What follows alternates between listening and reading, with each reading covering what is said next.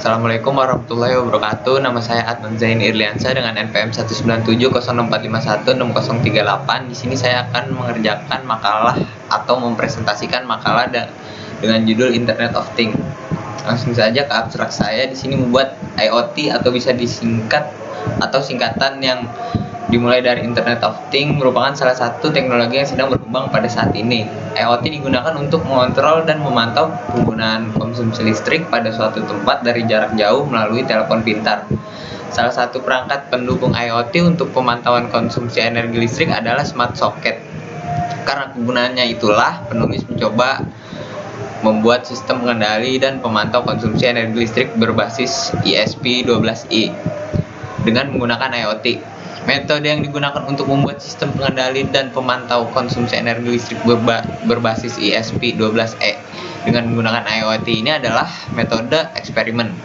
Sistem pengendali dan pemantau konsumsi energi listrik berbasis ESP dengan menggunakan IoT terdiri dari prototipe smart socket dan aplikasi Android. Untuk kebutuhan komunikasi digunakan protokol HTTP dan platform IoT. Hasil penelitian menunjukkan bahwa telepon pintar dapat digunakan untuk mengontrol prototipe smart socket dan mengambil informasi tentang konsumsi total energi dari masing-masing socket. Sedangkan smart socket dapat melakukan perhitungan total konsumsi energi listrik dan mengirimkannya ke platform IoT. Smart socket ini berhasil dibuat dan dapat berfungsi dengan baik. Bab 1 pendahuluan. Latar belakang. IoT atau Internet of Things merupakan salah satu konsep yang bertujuan untuk memperluas manfaat dari konektivitas internet yang tersambung secara terus-menerus. Adapun penggunaannya seperti berbagi data, remote control dan elektronik dan penerimaan sensor, termasuk juga pada benda, contohnya bahan pangan, elektronik, koleksi, peralatan apa saja, termasuk benda hidup yang semuanya tersambung ke jaringan lokal dan global melalui sensor yang tertanam dan selalu aktif. Pada perkembangan teknologi jaringan saat ini, maka kebutuhan akan pertukaran data semakin tinggi. Hal ini dilakukan untuk salah satu upaya dengan cara mengembangkan koneksi pada jaringan lokal menggunakan LAN maupun WiFi untuk dapat terkonfigurasi satu sama lain. Selanjutnya B, perumusan masalah. Yang pertama di sini bagaimana sejarah IoT, lalu apa unsur pembentukan IoT, bagaimana cara kerja IoT, serta apakah manfaat dari IoT ini dan apa yang dimaksud dengan IoT Smart City. Setelah itu ada tujuan masalah. Tujuan dibuatnya makalah ini untuk mengetahui secara dasar bagaimana sejarah, cara kerja, manfaat IoT itu sendiri bagi kehidupan sehari-hari. Bab 2 pembahasan. Yang pertama itu pengertian IoT. IoT ini adalah konsep komputasi mengenai objek sehari-hari yang terhubung ke internet dan bisa mengidentifikasi diri ke perangkat lain. Sedangkan IoT menurut RFID atau Radio Frequency Identification adalah sebuah istilah yang termasuk dalam metode komunikasi, walaupun IoT juga bisa mencakup teknologi sensor lain seperti teknologi nirkabel atau kode QR. Lalu di sejarah perkembangan IoT pada tahun 1990, John Ramsey dengan Simon Hackett melakukan kerjasama untuk membuat perangkat yang berupa pemanggang roti dan terhubung ke internet dengan jaringan TCP atau IP, serta dikendalikan dengan basis informasi manajemen protokol manajemen jaringan sederhana atau yang dengan singkatan SNMP MIB, dengan satu kontrol untuk menghidupkannya daya, tetapi manusia tetap harus yang memasukkan rotinya ke perangkat itu.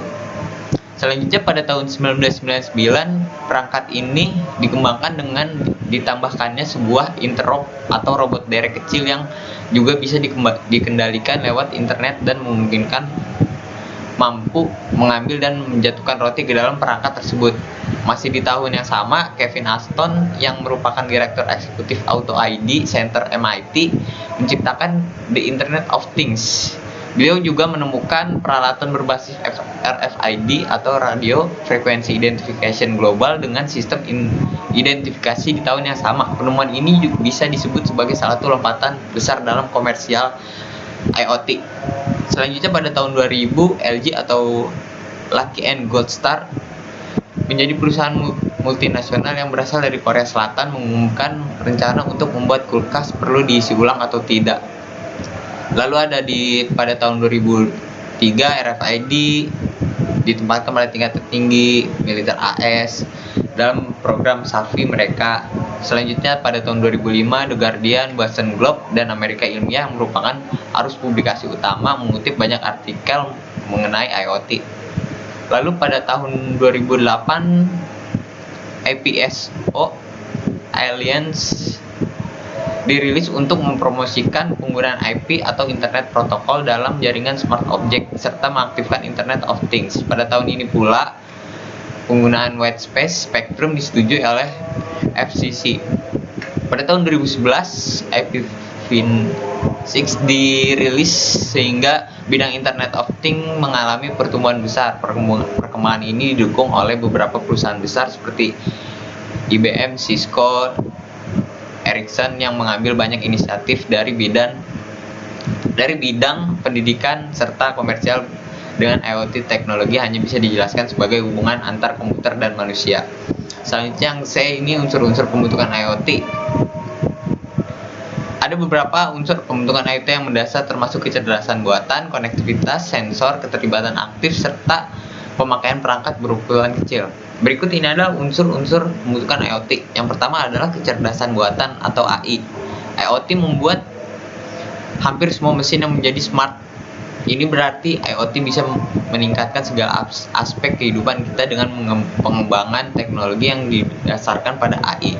Jadi pengembangan teknologi yang ada dilakukan dengan pengumpulan data, algoritma kecerdasan buatan, dan jaringan yang tersedia. Selanjutnya ada konektivitas. Lalu ada sensor. Yang keempat ada keterlibatan aktif atau active engagement. Lalu ada perangkat berukuran kecil. Maksud dari perangkat berukuran kecil di sini adalah seperti yang diperkirakan pada pakar teknologi, memang menjadi semakin kecil makin murah dan lebih kuat dari masa ke masa. IoT memanfaatkan perangkat-perangkat kecil yang dibuat khusus ini agar menghasilkan ketepatan, skalabilitas, dan fleksibilitas yang baik. Selanjutnya ada cara kerja IoT. Apa sih kerja IoT itu? Konsep IoT ini sebetulnya cukup sederhana dengan cara kerja mengacu pada 3 elemen utama pada arsitektur IoT. Seperti pertama itu barang fisik yang dilengkapi modul, lalu perangkat koneksi ke internet seperti modem, router, wireless PD seperti di rumah masing-masing. Yang ketiga itu ada cloud data center, tempat untuk menyimpan aplikasi beserta database. Seperti ini contoh gambaran. Seluruh penggunaan barang yang terhubung ke internet akan menyimpan data. Data tersebut terkumpul sebagai big data yang kemudian dapat diolah untuk dianalisa baik oleh pemerintah, perusahaan maupun negara asing untuk kemudian dimanfaatkan bagi kepentingan masing-masing. Lalu apa sih manfaat IoT itu? Manfaat IoT itu di sini mempunyai 3 manfaat utama. Yang pertama itu konektivitas, yang kedua efisiensi, ketiga kemudahan. Lalu IoT dalam Smart City. Smart City ini sendiri adalah konsep pengelolaan dan tata kota secara efisien. Di Indonesia, salah satu negara dengan jumlah penduduk terbesar, tentu banyak memiliki masalah pengelolaan kota yang perlu diatasi secara efisien. Smart City ini berjalan layaknya rangkaian bisnis. Artinya di dalam kota cerdas tersebut terjadi kompetisi untuk memperoleh rekognisi penghuni, mendapatkan investor, turis, bahkan dana tambahan dari pemerintah pusat. Sebuah kota yang ingin terus mengikuti perkembangan zaman, maka kota tersebut harus mampu menjadi pintar, mampu mempelajari kondisi, dan yang terpenting semakin terhubung satu sama lain. IoT membantu mewujudkan smart city ini dalam skala besar. Selanjutnya, mewujudkan konsep smart city ini harus didukung dengan pemanfaatan teknologi yang tepat. Berikut salah satu contohnya, yang itu smart traffic light. Pemanfaat teknologi juga diterapkan di jalan raya. Lalu yang kedua ada CCTV. Yang ketiga ada pelacak lokasi bus Transjakarta. Bab 3 kesimpulan. Tanpa kita sadari bahwa Internet of Things sudah berada di sekitar kita, termasuk barang-barang yang kita gunakan sehari-hari, contohnya ponsel, alarm, hingga mobil yang smart dalam kehidupan sehari-hari. IoT membuat suatu permasalahan yang kompleks menjadi simpel dengan proses pengotomatisasi dan juga monitoring secara real time yang membuat teknologi IoT ini hanya membutuhkan koneksi internet dengan perangkat ponsel dengan jaringan WiFi. Lalu di sini ada referensi saya. Sekian dari presentasi saya, kurang lebih yang mohon maaf bila ada kata yang salah. Wabillahi taufiq wal hidayah.